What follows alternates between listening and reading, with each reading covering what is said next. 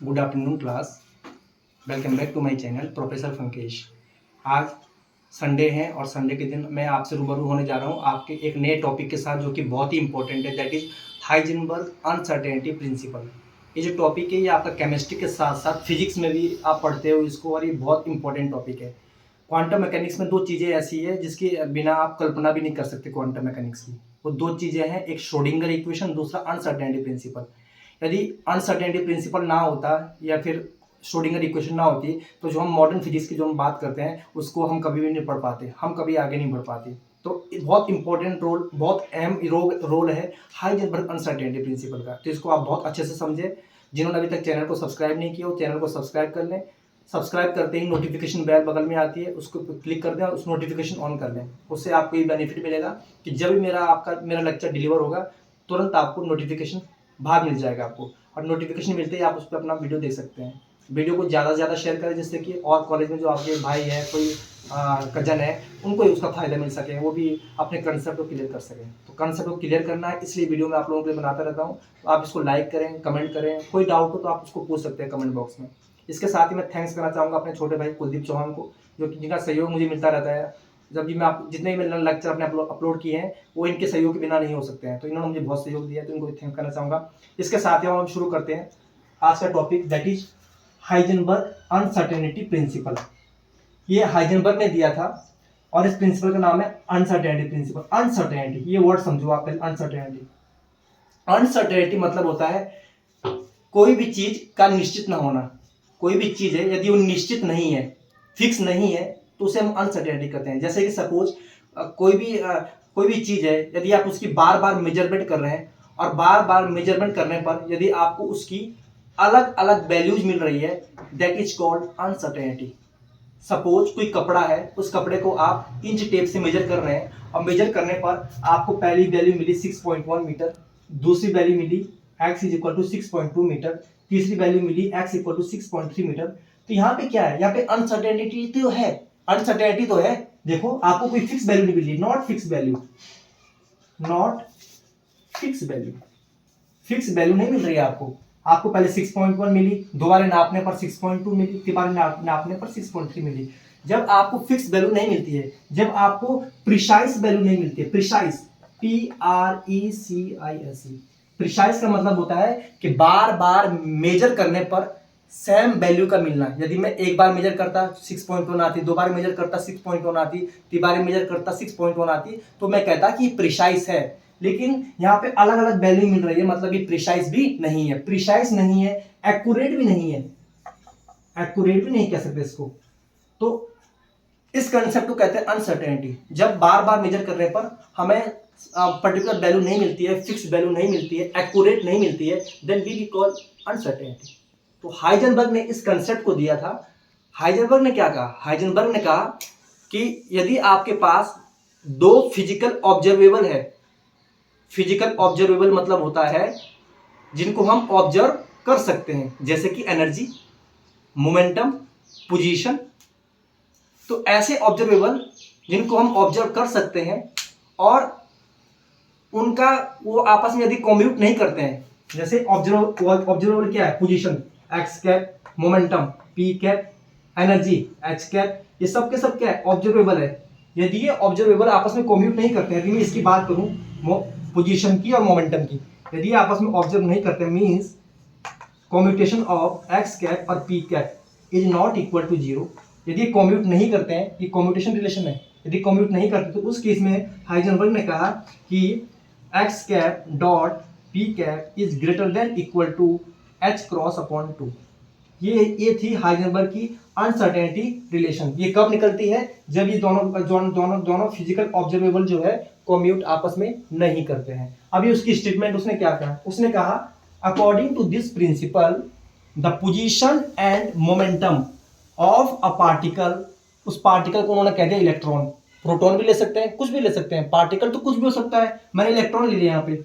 उन्होंने कहा सपोज कोई इलेक्ट्रॉन है, उस इलेक्ट्रॉन का जो पोजीशन है और जो मोमेंटम है can not be determined simultaneously.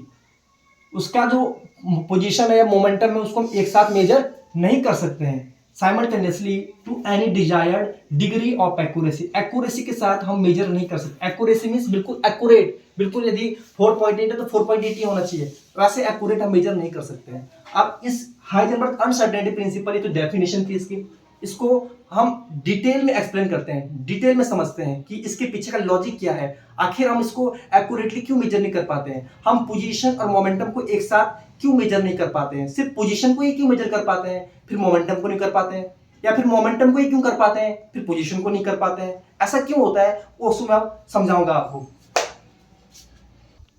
तो क्लासिकल मैकेनिक्स में जो हाइजेनबर्ग अनसर्टेनिटी प्रिंसिपल है, इसको हम डिटेल में समझते हैं। एक सेंटेंस मैंने लिखा है यहाँ पे, classical mechanics is completely deterministic. एक वर्ड आया है यहाँ पे डिटर्मिनिस्टिक, कह रहा है कि क्लासिकल मैकेनिक्स जो है वो कंप्लीटली डिटर्मिनिस्टिक है। डिटर्मिनिस्टिक मींस, इट मींस, ये जो वर्ड है ना डिटर्मिनिस्टिक, इसका मतलब है कि you are very sure. Classical mechanics में कोई भी सिस्टम है या फिर कोई भी पार्टिकल है, उसकी आपको यदि इंफॉर्मेशन निकालनी है तो आप उसकी सारी इंफॉर्मेशन निकाल सकते हैं, और उसकी जितनी भी इंफॉर्मेशन है वो आप बहुत प्रिसाइज तरीके से निकाल सकते हैं, बहुत एक्यूरेट तरीके से निकाल सकते हैं। अब इस जो मैंने बात बोली इसको मैं प्रूव करता हूं एक एग्जांपल के थ्रू। जैसे सपोज कोई पार्टिकल है, कोई पार्टिकल है यहाँ पे, दिस इज अ पार्टिकल, और ये पार्टिकल क्या कर रहा है, एक्स डायरेक्शन में मूव कर रहा है। किस डायरेक्शन में मूव कर रहा है, एक्स डायरेक्शन में। यहाँ पे एक्स इक्वल टू 0 है, ये होगी एक्स डायरेक्शन, ठीक है। ये पार्टिकल एक्स डायरेक्शन में मूव कर रहा है। मैंने मान लिया कि इस पार्टिकल का जो मास है वो 2 kg है। इस पार्टिकल की मैंने मान लिया कि इनिशियल वेलोसिटी यू कितनी है, 0 है। इस पार्टिकल का एक्सेलरेशन मैंने मान लिया कि इसका एक्सेलरेशन है 5 मीटर पर सेकंड स्क्वायर, और इस पार्टिकल का जो टाइम है मैंने मान लिया है कि 10 सेकंड है। ये कोई पार्टिकल है, ठीक है, ये कोई आपका पार्टिकल, ये पार्टिकल जो है आपका सिर्फ एक्स डायरेक्शन में मूव कर रहा है। इनिशियल कंडीशन है इसकी दी हुई है, क्या है, इनिशियल कंडीशन।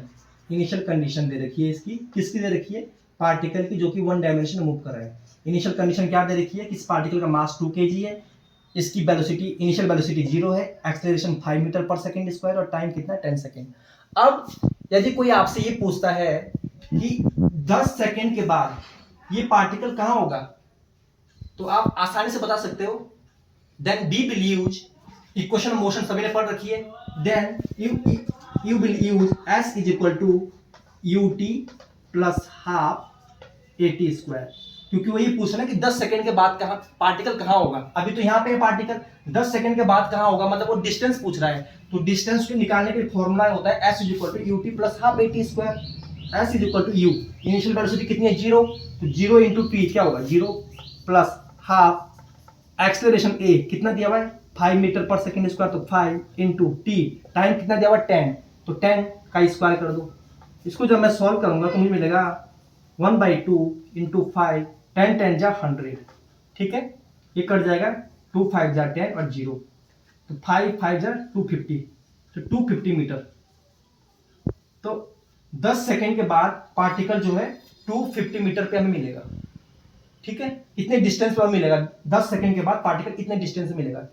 अब यदि कोई हमसे ये पूछ ले कि 10 सेकंड के बाद इस पार्टिकल की वेलोसिटी कितनी होगी, डिस्टेंस तो इतनी होगी, वेलोसिटी कितनी होगी, then we will use v is equal to u plus at, first equation of motion. इससे हम क्या कर लेंगे, उसकी वेलोसिटी निकालेंगे। अब कोई यदि पूछ ले कि ये जो पार्टिकल जो है 1 डायमेंशन में, इसका मोमेंटम कितना होगा, तो सभी को पता है मोमेंटम क्या होता है, product of mass and velocity. तो मास आपके पास दिया हुआ है, वेलोसिटी आपने यहां से निकाल ली है, तो आप उसका मोमेंटम बता सकते हो। कोई यदि उसकी एनर्जी पूछे, एनर्जी क्या होती है, kinetic energy, half mv square, तो m क्या है यहां से ले लोगे, और v क्या है यहां से ले लोगे।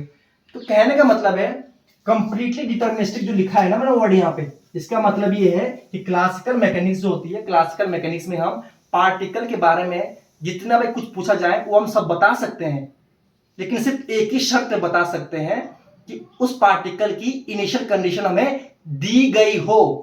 यहाँ पे पार्टिकल 1 डायमेंशन में मूव कर रहा था, तो इसके बारे में सारी बातें बता रही थी उन्होंने कि इतना मास है, इतनी इनिशियल वेलोसिटी है, इतना एक्सेलरेशन, इतना टाइम है। तो जब हमें इनिशियल इंफॉर्मेशन इसकी पता थी तो मैंने उसके इनिशियल इंफॉर्मेशन का यूज करते हुए सारी चीजें निकाल दी, जितने भी पूछ रहे उसके बारे में। लेकिन क्वांटम मैकेनिक्स में क्या होता है, ये जो हाइजेनबर्ग अनसर्टेनिटी प्रिंसिपल, ये क्वांटम मैकेनिक्स में आता है, ना कि क्लासिकल मैकेनिक्स में। तो क्वांटम मैकेनिक्स में क्या होता है, क्वांटम मैकेनिक्स में जो पार्टिकल होता है उसके साथ वेव्स एसोसिएट होती है, ठीक है। इसलिए पार्टिकल के साथ वेव एसोसिएट होती है, इसलिए और वेव्स को हम लोकलाइज नहीं कर सकते हैं, जबकि पार्टिकल्स को लोकलाइज कर सकते हैं। यहां बताया ना हमने कि पार्टिकल जो है 10 सेकंड के बाद इतने डिस्टेंस पे होगा। इतने डिस्टेंस पे कब होगा, जब हम उसे लोकलाइज कर पा रहे हैं। यदि कोई मुझे बोल दे कि ये जो घड़ी है यहाँ पे कितने डिस्टेंस पर है, तो मैं बता दूंगा ना कि इतने डिस्टेंस में नाप लूंगा, इसको मैं लोकलाइज कर पा रहा हूँ ना, लोकलाइज कर पा रहा हूँ, बता पा रहा हूँ कि इस जगह पर है। कोई आपको ये बोल दे कि आपका दर्द कहां पे हो रहा है, तो आप लोकलाइज कर पा रहे हो ना कि दर्द यहां हो रहा है, यहां हो रहा है। लेकिन क्वांटम मैकेनिक्स में लोकलाइज नहीं कर पाते हैं, क्योंकि क्वांटम मैकेनिक्स में वेव एसोसिएट होती है। जैसे कहने का मतलब है, ये मार्कर देख लो मेरे हाथ में, यदि मैं इस मार्कर को क्लासिकल मैकेनिक्स के अनुसार एक्सप्लेन करूं, तो क्लासिकल मैकेनिक्स के अनुसार ये जो मार्कर है ये मार्कर ही रहेगा। लेकिन यदि इसी मार्कर को यदि मैं क्वांटम मैकेनिक्स के अनुसार एक्सप्लेन करूं, तो ये मार्कर जो है मार्कर नहीं है, इसके साथ ग्रुप ऑफ वेव एसोसिएट होगी। और वेव के साथ एक समस्या है। क्या समस्या है, सपोज आपके पास कोई रॉड है, स्प्रिंग है, यदि उस स्प्रिंग को आप ऐसे झटकते हो अपने हाथ से, तो आपने देखा होगा वेव बनाता है वो। यदि आप उसे झटक रहे हो नीचे ऊपर अप डाउन कर रहे हो, तो आपने देखा होगा, देखो इस तरह से वो वेव बनाएगा। ये कोई स्प्रिंग है, ये क्या स्प्रिंग है, इसको जब आप झटकोगे तो ये कुछ इस तरह से वेव बनाएगा। ये मैंने मान ली कि इस स्प्रिंग, ये जो स्प्रिंग है, यहाँ पे x इक्वल टू 0 है और यहाँ पे x इक्वल टू 30 मीटर इसकी लंबाई है, ठीक है। अब जो स्प्रिंग है, इसमें यदि कोई आपसे ये पूछ ले कि इस स्प्रिंग में वेव कहां पर है, तो आप क्या बोलोगे, आप ये तो बोलोगे कि इस स्प्रिंग में वेव जो है इसके और इसके बीच में कहीं है। किसके, इसके और इसके बीच में। आप एग्जैक्ट नहीं बता सकते हो, समझ में आ रहा है, आप एग्जैक्ट नहीं बता सकते हो। आप ये कह रहे हो कि इसके और इसके बीच में वेव है, आप एग्जैक्ट डिस्टेंस नहीं बता सकते हो। जैसे कि यहाँ पे आपने कहा ना, यहाँ पे क्लासिकल मैकेनिज्म में क्या होता है, क्लासिकल मैकेनिज्म में कहते हैं कि 10 सेकंड के बाद पार्टिकल इतने डिस्टेंस पे होगा, मतलब यहाँ पे एग्जैक्ट बता दिया ना, यहाँ पे हमने एग्जैक्ट बताया कि 250 मीटर डिस्टेंस पर होगा पार्टिकल 10 सेकंड के बाद। यहाँ पे एग्जैक्ट बता रहे हैं, क्या यहाँ एग्जैक्ट बता पा रहे हैं, नहीं बता पा रहे हैं। यहाँ हम कह रहे हैं कि इसके बीच में होगा, मतलब क्वांटम मैकेनिक्स में बताते हैं कि पार्टिकल जो इस रेंज के बीच में होगा। यहाँ पे जो है हम कहते हैं कि रेंज, हम कहते हैं कि इससे इतने के बीच में होगा, हम पर्टिकुलर डायरेक्शन नहीं बता सकते हैं, तो हम वेव को लोकलाइज नहीं कर सकते। हम ये कह रहे हैं कि इसके बीच हो सकता है, ये है वेव का कंसेप्ट। अब कोई यदि ये बोले कि जो ये वेव है, इस वेव की वेवलेंथ कितनी है, तो आप बताओगे, क्योंकि वेव है तो वेव की वेवलेंथ है, आपने बोली सपोज इसकी वेवलेंथ जो है लैम्डा है, ये तो वेव की वेवलेंथ आपने बता दी। अब कोई यदि आपसे ये पूछ लें कि इस वेव की पोजीशन क्या है, तो आप पोजीशन नहीं बता पाओगे एग्जैक्ट। क्यों, इसलिए नहीं बता पाओगे एग्जैक्ट, क्योंकि ये देखो इससे इतने के बीच में है। आपने झंडा चौक देखा है और लाल बत्ती देखी है, तो पार्टिकल जो है, वेव जो है, वो झंडा चौक से लाल बत्ती के बीच में है। अब वो किस जगह पे है ये नहीं बता सकते, उसके बीच में है। अब वो कहीं भी हो सकती है, मस्जिद के पास हो सकती है, अनमोल गिफ्ट गैलरी के पास हो सकती है, क्योंकि वो झंडा चौक से लाल बत्ती के बीच में है। तो वैसे यहाँ पे है, पार्टिकल जो है इससे इतने के बीच में, किस डिस्टेंस पर है, यहाँ पर है, यहाँ पर है, यहाँ पर है, ये नहीं कह सकते हम। तो यही तो हाइजेनबर्ग अनसर्टेनिटी प्रिंसिपल कह रहा है कि हमने यहाँ वेव को तो बता दें कि वेव यहाँ से यहाँ वेव की वेवलेंथ इतनी है, लेकिन यहाँ फिर हम पोजीशन को नहीं बता पा रहे हैं। अब यदि आप मेरे साथ जिद करो कि नहीं सर पोजीशन को तो बता ही दो कि पोजीशन कहाँ पर है, तो मैंने इस ग्राफ को ऐसा बना दिया, इसी वेव को मैंने क्या किया, ये लिया और ये लो। अब कोई पूछे कि पोजीशन कहां पर है, तो पहले सपोज यदि ये डिस्टेंस जो थी x is equal to 8 metre से 10 मीटर थी, ये इन दोनों टर्मिनल के बीच की डिस्टेंस 8 मीटर से 10 मीटर के बीच में थी, अब कम हो गई है। अब x is equal to 8 metre से x is equal to 9 metre हो गई है। तो अभी भी एक्यूरेट तो हम बता नहीं सकते ना पोजीशन, अभी भी क्या हो रहा है, अभी भी जो कोई बोलेगा पोजीशन क्या है वेव की, तो आप बोलोगे कि 8 से 9 मीटर के बीच में है। अभी भी ये नहीं कह सकते कि 8 मीटर पे है या 9 मीटर पे है, एक्यूरेट अभी भी नहीं बता सकते हो। हाँ, इतना जरूर हो गया है कि उसकी अनसर्टेनिटी कम हो गई है। यहाँ पे जो है 2 मीटर का गैप आ रहा था और यहाँ पे 8 से 10, देखो 2 मीटर का गैप आ रहा था और यहाँ पे कितने का आ रहा है, 1 का। मतलब अनसर्टेनिटी जो है वो कम हो गई थोड़ी, लेकिन एक्यूरेट यहाँ नहीं बता सकते हैं। चलो फिर पोजीशन बता पा रहे हैं, लेकिन यदि मोमेंटम की बात करें हम, कोई यदि इसमें बोले कि इस वेव की वेवलेंथ कितनी है, तो यहाँ पे आप वेवलेंथ नहीं बता पाओगे। क्यों नहीं बता पाओगे? क्योंकि यहाँ पे वेव पूरी नहीं बन रही है। देखो वेव पूरी ऐसे बनती है, ऐसे बनती है वेव पूरी, देखो ऐसे। जब पूरी वेव बनती है तभी जाके हम उसकी वेवलेंथ लैम्डा जो है ये बता पाते हैं। अब यहाँ देखो, यहाँ तो वेव ऐसे बन रही है, ये पूरी वेव कहाँ है? जब भी पूरी वेव नहीं बनेगी तो इसकी वेवलेंथ भी हम नहीं बता पाएंगे।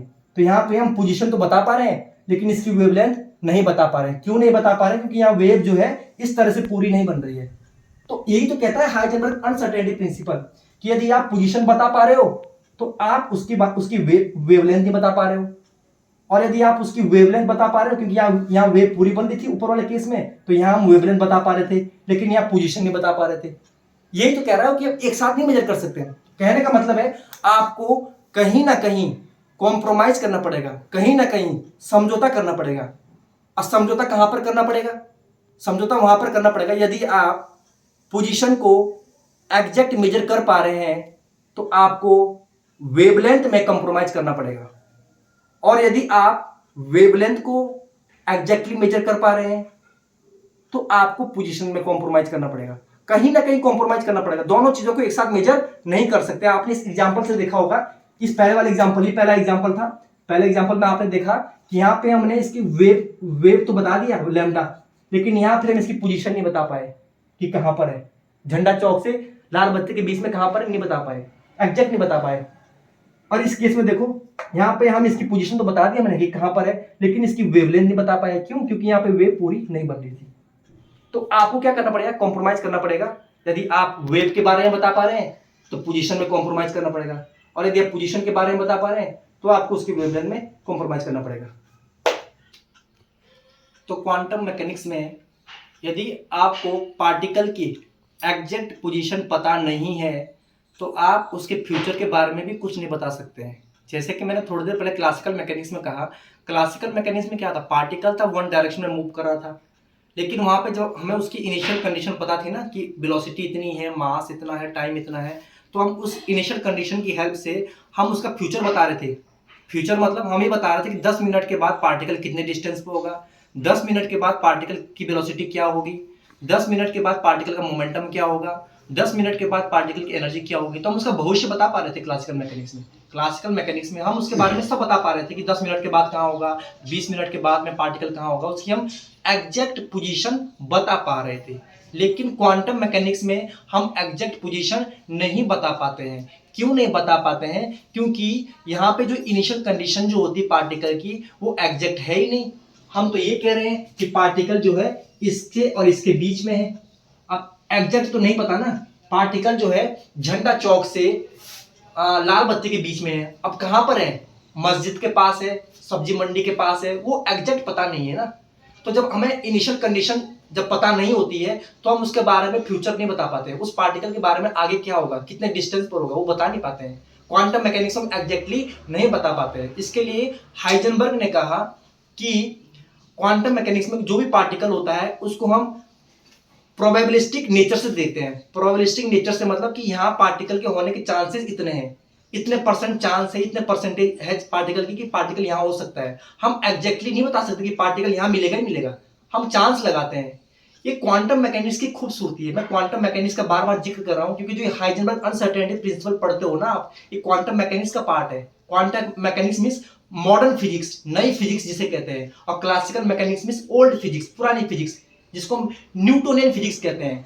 क्लासिकल मैकेनिक्स न्यूटोनियन फिजिक्स है और क्वांटम मैकेनिक्स जो है श्रोडिंगर फिजिक्स है, आइंस्टाइन फिजिक्स, मॉडर्न फिजिक्स।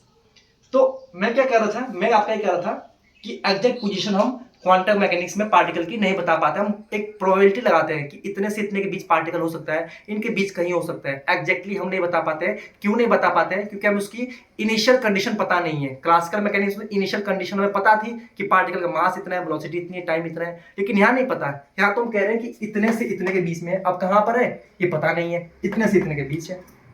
तो उसने कहा कि तो क्वांटम मैकेनिक्स की खूबसूरती क्या है? क्वांटम मैकेनिक्स की खूबसूरती ये है कि ये छोटे पार्टिकल्स है, इलेक्ट्रॉन है, प्रोटॉन है, न्यूट्रॉन है, एटम है, इनके जो मेजरमेंट होती है वो एक्यूरेट नहीं होती है, एग्जैक्ट नहीं होती है। चाहे आप कितना भी अच्छा इंस्ट्रूमेंट ले लीजिए, उससे भी जब आप मेजर करोगे तो भी वो एक्यूरेट नहीं बता पाएगा। ये खूबसूरती है क्वांटम मैकेनिक्स, ये डिफरेंस है क्लासिकल मैकेनिक्स और क्वांटम मैकेनिक्स में। इसको अच्छे तरीके से समझने के लिए एक एग्जांपल देता हूं मैं आपको। जैसे आप देखिए यहाँ पे ये वेव बनाई, ग्रुप ऑफ वेव। ये वेव है, देखो यहाँ पे कम है, यहाँ पे थोड़ी ज्यादा है, यहाँ पे थोड़ी ज्यादा है, यहाँ कम या फिर कम कम। अब इस वेव में कोई भी बोल दें कि पार्टिकल की होने की प्रोबेबिलिटी सबसे ज्यादा कहां पर है, तो आप बोलोगे सबसे ज्यादा प्रोबेबिलिटी यहां पर है, क्योंकि यहाँ पे वेव ज्यादा है। आप बोलोगे कि मैक्सिमम प्रोबेबिलिटी जो है पार्टिकल की यहां पर है, मैक्सिमम प्रोबेबिलिटी पार्टिकल की यहां पर है। लेकिन ये जरूरी नहीं कि पार्टिकल यहीं पे होगा, ये श्योर नहीं है, एग्जैक्ट नहीं है कि पार्टिकल यहीं होगा, ये प्रोबेबिलिटी है। हमने कहा कि यार ज्यादा चांस है पार्टिकल के होने के, क्योंकि यहाँ वेव ज्यादा है, यहाँ पर ज्यादा चांस है, लेकिन पार्टिकल यहां होगा ये जरूरी नहीं है। इसके लिए आप ऐसे समझो, सपोज आप मेरे पास आए आप और आपने पूछा कि सर हमें मैथ वाले सर से मिलना है, तो मैं आपको यही बोलूंगा कि आप मैथ्स डिपार्टमेंट में चले जाइए, क्योंकि सर तो ऑलमोस्ट कहाँ होते हैं, मैथ्स डिपार्टमेंट में ही मिलेंगे। लेकिन यदि आप फिर मेरे से ये पूछे कि सर आप श्योर है कि सर वहीं होंगे, तो श्योर तो मैं नहीं हूं ना, क्योंकि अब सर कॉलेज में है तो हो सकता है वो एडमिशन में गए हो सकता है वो प्रिंसिपल ऑफिस में गए हो, तो प्रिंसिपल ऑफिस में होने की प्रोबेबिलिटी कम है, हो सकते हैं वहाँ, क्या पता वहाँ हो, लेकिन मैक्सिमम प्रोबेबिलिटी वहाँ नहीं है ना, हो सकते हैं वहाँ लेकिन जीरो नहीं है। उसी तरह से डिपार्टमेंट में होने की प्रोबेबिलिटी उनकी ज़्यादा है लेकिन 1 नहीं है, 100% नहीं है। जरूरी नहीं है कि वो डिपार्टमेंट में हो और जरूरी ये भी नहीं कि वो प्रिंसिपल ऑफिस में हो, तो मैं श्योर नहीं हूँ ना। तो वैसे यहाँ पर है कि पार्टिकल जो है वो यहाँ पर होगा ही होगा, क्योंकि अब मैक्सिमम प्रोबेबिलिटी यहाँ होगा ही होगा, ये जरूरी नहीं है, श्योर नहीं है, प्रोबेबिलिटी मैक्सिमम है। तो कहने का मतलब ये है, तो पार्टिकल यहाँ भी हो सकता है, यहाँ भी हो सकता है, यहाँ होने की प्रोबेबिलिटी मिनिमम भले ही है लेकिन जीरो नहीं है, जीरो नहीं है। पार्टिकल यहाँ हो सकता है, लेकिन ऐसा नहीं हम कह सकते कि पार्टिकल होगा नहीं, यहाँ हो सकता है। यहाँ पे सर जो है वो प्रिंसिपल ऑफिस में हो सकते हैं, सर जो है एडमिशन कमेटी में हो सकते हैं, मतलब प्रोबेबिलिटी उनकी है, वहां होने की प्रोबेबिलिटी मिनिमम है लेकिन जीरो नहीं है। और सर डिपार्टमेंट में होंगे इसकी मैक्सिमम प्रोबेबिलिटी है, क्योंकि हमारा काम क्या है, पढ़ाना, तो हम डिपार्टमेंट में रहते हैं, तो ये प्रोबेबिलिटी मैक्सिमम है कि सर डिपार्टमेंट में मिलेंगे, लेकिन 100% चांस नहीं है, 100% डिपार्टमेंट में होंगे ये नहीं कह सकते हैं। तो श्योर नहीं है, इसे ही कहते हैं क्वांटम मैकेनिक्स। हम अंदाज लगाते हैं, प्रोबेबिलिटी लगाते हैं कि इतने परसेंट चांस है कि वो डिपार्टमेंट में होंगे, इतने परसेंट चांस है कि प्रिंसिपल ऑफिस में होंगे। 100% श्योर नहीं है, प्रोबेबिलिटी है, मिनिमम हो चाहे मैक्सिमम हो, कुछ ना कुछ प्रोबेबिलिटी, लेकिन जीरो नहीं है। तो मतलब सर यहाँ प्रिंसिपल ऑफिस में भी हो सकते हैं, या एडमिशन कमेटी में भी हो सकते हैं, या फिर अपने डिपार्टमेंट में होंगे, लेकिन श्योर नहीं हूं मैं, कहीं हो सकता है। तो ये खूबसूरती क्वांटम मैकेनिक्स की। तो देखो इसकी डेफिनेशन क्या है, if the X component of momentum of a particle is measured with an uncertainty delta P X. कोई एक्स कंपोनेंट है मोमेंटम का, कोई एक्स कंपोनेंट है, उस एक्स कंपोनेंट में क्या है, कितनी अनसर्टेनिटी है, डेल्टा पी एक्स, ये कह रहे हो। तो then the uncertainty in X is given by, तो उसकी पोजीशन में कितनी अनसर्टेनिटी होगी, इतनी होगी, कितनी, delta X greater than equal to H cross upon 2 delta P X. इस रिलेशन का मतलब है कि यदि मोमेंटम में, किसी पार्टिकल के मोमेंटम में डेल्टा पी एक्स की अनसर्टेनिटी आ रही है, तो उसकी पोजीशन में जो है H cross upon 2 delta P x की अनसर्टेनिटी होगी। इतनी अनसर्टेनिटी तो होगी होगी, इससे ज्यादा भी हो सकती है। देखो यार ग्रेटर देन का निशान है ना, उसकी पार्टिकल की पोजीशन में जो है अनसर्टेनिटी जो है H cross upon 2 delta P x तो होगी होगी, इससे ज्यादा भी हो सकती है। यदि उसके मोमेंटम में डेल्टा पी एक्स की अनसर्टेनिटी है तो उसकी पोजीशन में इतने की अनसर्टेनिटी होगी। अब मैंने इसको मॉडिफाई किया है, ये पी एक्स डिवाइड में था, इसको मैंने मल्टीप्लाई में भेज दूंगा तो मुझे मिल जाएगा delta X dot delta P X greater than equal to H cross upon 2। सभी को पता है एच क्रॉस की वैल्यू होती है एच अपॉन 2 पाई, तो जब इस एच अपॉन 2 पाई को मैं यहाँ रखूंगा तो मुझे मिल जाएगा delta X dot delta P X greater than equal to H upon 4 pi. ये भी मेन रिलेशन है, ये भी मेन रिलेशन है, कोई सी भी याद रख लीजिए। ये इसकी मॉडिफाइड फॉर्म है, एच क्रॉस की वैल्यू जस्ट यहाँ रखी है तो एच अपॉन 4 पाई हो गया है। ये तो अनसर्टेनिटी रिलेशन जो है एक्स डायरेक्शन के लिए है। इसी तरह से this relation is applicable for all other direction also. All other direction से मतलब है कि जैसे वाई डायरेक्शन है, जेड डायरेक्शन है, इनके लिए भी अनसर्टेनिटी रिलेशन एप्लीकेबल है। जैसे delta Y dot delta P Y greater than equal to H cross upon two, ये भी वैलिड है। इसी तरह से delta Z dot delta P Z greater than equal to H cross upon two, ये भी वैलिड है। तो this is the concept of Heisenberg uncertainty principle. मुझे पूर्ण उम्मीद है कि आपने इसको समझ लिया होगा, अच्छे से कंसेप्ट क्लियर हुआ होगा। और यदि किसी लाइन में कंसेप्ट क्लियर ना हुआ हो तो आप कमेंट करिए, कमेंट करके आप पूछिए कि सर ये कैसे हुआ। आप पूरा वीडियो देखें, आप दोबारा देखें और समझे कंसेप्ट्स को। नहीं समझ में आता है तो आप वीडियो दोबारा चालू करें और आप कमेंट कर सकते हैं, मैसेज करके पूछ सकते हैं। इन शब्दों के साथ थैंक यू सो मच।